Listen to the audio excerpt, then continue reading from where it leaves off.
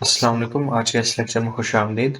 इस लेक्चर में हम देखेंगे फेसबुक मार्केटिंग को। तो सबसे पहले हम देखते हैं कि फेसबुक ऐड क्या है। What is Facebook ad?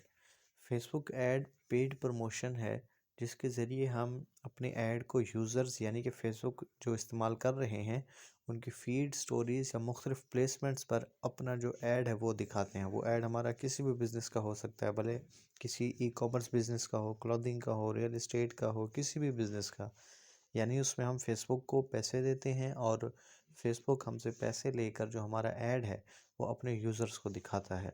जिस तरह आप फेसबुक चला रहे होते हैं और उसमें एक आपको पोस्ट नज़र आती है जिसके ऊपर स्पॉन्सर्ड ऐड लिखा होता है, उसका मतलब ये है कि उस बंदे ने उस पोस्ट को, यानी जिसका ये पेज है, उसने इस पोस्ट को फेसबुक को पैसे देकर इसका ऐड चलाया हुआ है। अब इसका मकसद क्या है? इसका मकसद ये है, या ये जो है तरीक़ाकार, ये जो स्पॉन्सर ऐड वाला तरीक़ाकार है ऐड चलाना जो है, ये बिजनेसेस की हेल्प करता है उनकी जो स्पेसिफिक ऑडियंस है उन तक पहुंचने में, और उनके जो गोल्स हैं जैसे अपनी सेल्स बढ़ाना, अपनी मशहूरी करना या वेबसाइट पर ट्रैफिक ले आना, उसमें ये काफ़ी हेल्प करता है। उसके बाद हम देखते हैं types of Facebook ad. Facebook ads जो है इसकी चार टाइप्स हैं, यानी कि एक post ad, video ad, carousel ad और शॉप कैटलॉग एड्स। अब जो पोस्ट ऐड हैं वो इस तरह से है कि जिस तरह नॉर्मली कोई सा भी ग्राफिक होता है और जो बिजनेस ओनर्स होते हैं वो उस ग्राफिक को यूज़ करते हुए ऐड चलाते हैं और अपनी ऑडियंस तक पहुंचते हैं। दूसरा तरीका है वीडियो ऐड का, यानी जिसके अंदर वीडियो बनाकर उसका ऐड चलाया जाता है। तीसरी कैटेगरी है कैरोयल ऐड का, यानी जिसके अंदर आपके जो प्रोडक्ट्स हैं वो आप एक कार्ड्स की सूरत में हम दिखाते हैं, जिस तरह आप देखते हैं ना कि दराज के या किसी भी यानी कि ई कॉमर्स बिजनेस के मल्टीपल एड्स चल रहे होते हैं। मल्टीपल से मुराद ये कि कैटलॉग एक पूरा आया हुआ होता है कि आप उसके अंदर जो भी यानी कि प्रोडक्ट्स होती हैं मैक्सिमम 10 आप यूज़ कर सकते हैं, 10 इमेजेस को। तो वो आप साथ स्वाइप करते रहते हैं, जो कि हम आने वाली वीडियोस में हम इसको देखेंगे। उसके बाद है शॉप कैटलॉग एड्स। ये जो ई कॉमर्स वेबसाइट्स होती हैं जैसे शॉपिफाई हो गया मुख्तलिफ, तो उन बिजनेसेस के साथ ये चीज़ चलती है और ये भी कैरोयल ऐड ही होता है, लेकिन इसके अंदर ये है कि उस वेबसाइट से ये जो हमारा ऐड है इसके अंदर वो ऑटोमेटिकली तस्वीर को फेच कर लेता है। अब उसके बाद कैंपेन ऑब्जेक्टिव्स। अब जो फेसबुक पर जो ऐड चल रहे होते हैं उसमें हमारे पास मुख्तलिफ ऑब्जेक्टिव्स होते हैं, जिसके अंदर अवेयरनेस, यानी कि लोगों को अपने जो प्रेजेंस है उसका यानी कि उसकी मशहूरी करना, जिस तरह के लोगों को अपनी जो ऐड है वो बार बार दिखाना, ताकि आपका जो ब्रांड है, आपकी जो प्रोडक्ट है वो लोगों के जहन में नक्श हो जाए। ठीक है। उसके बाद है इंगेजमेंट का, यानी कि इंगेजमेंट ऐड इसलिए यूज़ होता है कि लोगों को आपके पोस्ट पर इंगेज करे और फेसबुक उस डेटा को कैप्चर करे, यानी कि लोग कमेंट कर रहे हों या रुक के आपकी पोस्ट को देखें या आपको मैसेज करें या शेयर करें, कमेंट करें। ठीक है, ये होती है इंगेजमेंट। उसके बाद अगला ऑब्जेक्टिव है लीड्स का, यानी इसके अंदर आपके जो पोटेंशियल कस्टमर्स हैं वो आकर आपके लिए एक लीड बनते हैं। वो आप फॉर्म की सूरत में भी वो लीड ले सकते हैं, आप वो जो लीड है मैसेजेस की सूरत में ले सकते हैं, वेबसाइट पर ले जाकर आप उनसे लीड ले सकते हैं। ठीक है। उसके बाद है ऐप प्रमोशन का, यानी कि इसके अंदर आप ऐप्स को प्रमोट करते हैं और ऐप्स को जब प्रमोट करते हैं तो उससे लोग फिर इंस्टॉल कर रहे होते हैं। जिस तरह आप देखते हैं ना फेसबुक पर कोई वीडियो चली हुई होती है गेम की और नीचे साथ बटन होता है इंस्टॉल का, कि जिस पे आप इंस्टॉल पर क्लिक करें तो लोग उसको इंस्टॉल कर लेंगे अपने मोबाइल में। उसके बाद नेक्स्ट है सेल्स का। अभी जो सेल्स है ये काम करता है ज़्यादा बेहतर जो हमारी ई कॉमर्स बिजनेसेस हैं उनके साथ, यानी कि अगर वेबसाइट बनी हुई है तो उस पर ये जो सेल्स का ऐड है वो ज़्यादा अच्छे तरीके से काम कर रहा होता है, क्योंकि फेसबुक के जितने भी हमने ऑब्जेक्टिव्स देखे हैं ये सारे ऑब्जेक्टिव्स का एक ख़ास मकसद है और फेसबुक इन्हीं ऑब्जेक्टिव्स को देखते हुए लोगों को ऐड दिखाता है जो इस तरह की ऑडियंस को ग्रैब करता है।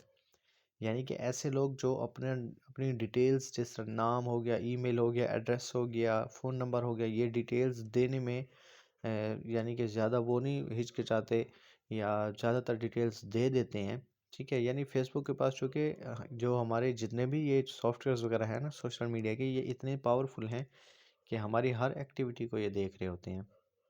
तो उसमें जो भी हमारे ये लीड ऐड है या ऐसे लोग जो लीड्स सबमिट करते हैं ये उनको ज़्यादा दिखाता है, ज़्यादा फोकस करता है, बाकियों को भी करता है, लेकिन जो स्पेसिफिकली जो लीड्स फॉर्म फिल कर रहे होते हैं या किसी की लीड बन रहे होते हैं तो उनको फेसबुक ये ऐड दिखाता है। ठीक है, अगली चीज़ है यही ऑब्जेक्टिव की, कि राइट ऑब्जेक्टिव चूज़ करना सबसे ज़्यादा इम्पोर्टेंट क्यों है।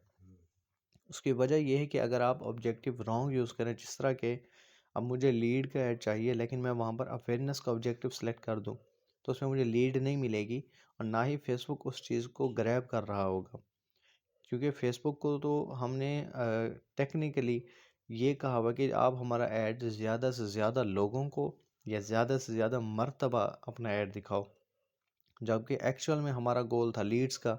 तो यहाँ पर हमने राइट ऑब्जेक्टिव सेलेक्ट ना करके अपना जो बजट है उसको भी वेस्ट किया, जो हमारी लीड की क्वालिटी थी या जो रिज़ल्ट थे वो भी बहुत हमें ख़राब मिले, जिससे हमारा जो ROI यानी कि रिटर्न ऑन इन्वेस्टमेंट है वो हमारा ख़त्म हो गया, वो कम हो गया, जो हमारा एक्सपेक्टेड था या जिसकी हमें ख्वाहिश थी। उसके बाद आ जाती है टारगेट ऑडियंस। जो फेसबुक ऐड हैं इसके ऊपर जो हमारा ऐड चल रहा होता है वो मुख्तलिफ़ चीज़ों पर चल रहा होता है, यानी कि लोगों के इंटरेस्ट की बेस पर, लोगों के बिहेवियर की बेस पर और डेमोग्राफिक्स की बेस पर। इंटरेस्ट क्या है, जैसे हॉबीज़ या कोई एक्टिविटी करना। ठीक है, जिस तरह मिसाल के तौर पर मुझे एक इंडस्ट्री के अंदर या एक प्रोडक्ट के अंदर दिलचस्पी है, मुझे सपोज़ करें ड्रेसेस के अंदर इंटरेस्ट है।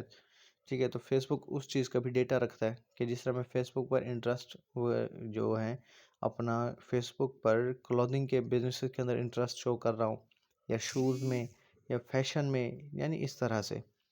ठीक है, ये इंटरेस्ट हो गया। जो बिहेवियर है यानी कि आपकी ऑनलाइन क्या एक्टिविटी है, आपकी परचेज़ हिस्ट्री क्या है, आपके एक्शंस क्या हैं, हत्ता कि अगर आप सफ़र भी करते हैं ना, यानी एक लोकेशन से दूसरी लोकेशन पर जाते हैं, रोज़ाना सफ़र करते हैं, तो फेसबुक उस चीज़ को भी ट्रैक कर रहा था और उसकी बेस पर भी हम लोगों को टारगेट कर सकते हैं। उसके बाद है एज और डेमोग्राफिक्स, यानी डेमोग्राफिक्स के अंदर ये आपका एज, जेंडर, लोकेशन, लैंग्वेज ये आ जाती हैं, यानी कि आप लोगों को एज के हवाले से भी जिस 18 साल से 65 साल की उम्र तक के लोगों को टारगेट कर सकते हैं। जेंडर यानी मेल या फीमेल को स्पेसिफिक करके टारगेट कर सकते हैं, लोकेशन के बेस पर, हत्ता कि आप लैंग्वेज के बेस पर भी लोगों को टारगेट कर सकते हैं। ये है मेटा एड्स, यानी ये तमाम चीज़ें जब हम एक ऐड चला रहे होते हैं तो उसमें ये चीज़ें देखते हैं, जिसके अंदर हम फर्स्ट ऑफ ऑल तो अपना जो ऑब्जेक्टिव है, ठीक है, एक तो वो तो हमारा क्लियर होता है, हमें फेसबुक पर किस टाइप का ऐड चलाना है ये हमने कंफर्म करना होता है, हमारा ऑब्जेक्टिव क्या है, आया कि जो हमारा मकसद है, ठीक है, वो और जो हमने ऑब्जेक्टिव सेलेक्ट किया है ये दोनों सिमिलर हैं कि नहीं, ताकि हमारा जो रिज़ल्ट है वो ज़्यादा बेहतर हो सके। उसके बाद इम्पोर्टेंस, ये तो हमें पता है कि कितना है, क्योंकि अगर हमें इम्पोर्टेंस ही नहीं पता होगी इस चीज़ की तो हम तो ऑब्वियसली रॉन्ग ऑब्जेक्टिव हो सकता है सेलेक्ट कर बैठे, और बहुत से बिजनेस ओनर्स जो हैं वो यही करते हैं, उन्हें नहीं पता होता कि ऑब्जेक्टिव हमारा कौन सा ज़्यादा बेहतर है, हमारे जो गोल है जो हम अचीव करना चाह रहे हैं वो क्या करते हैं, रॉन्ग ऑब्जेक्टिव सेलेक्ट कर लेते हैं, जिसकी वजह से बजट उनका वेस्ट हो जाता है। फिर टारगेट ऑडियंस, अब ऑडियंस भी इस तरह से नहीं कि आपने ऐसी आंख बंद करके आपने ऑडियंस बस ऐसे सेलेक्ट कर दी, नहीं, बल्कि पूरी स्ट्रेटजी के साथ और बाकायदा इसको रिसर्च करके ये ऑडियंस सेलेक्ट की जाती है। तो इस चीज़ का भी हमने ख्याल रखना होता है, जो कि हम आगे देखेंगे कि हमने ऑडियंस रिसर्च कैसे करनी है। जो हमारे यानी कि पीछे हमने देखा कि ऐड की टाइप्स की, जिस तरह करोरियल ऐड हो गया या आपका पोस्ट ऐड हो गया, ठीक है, ये तमाम चीज़ें भी हम आने वाले लेक्चरों में देखेंगे।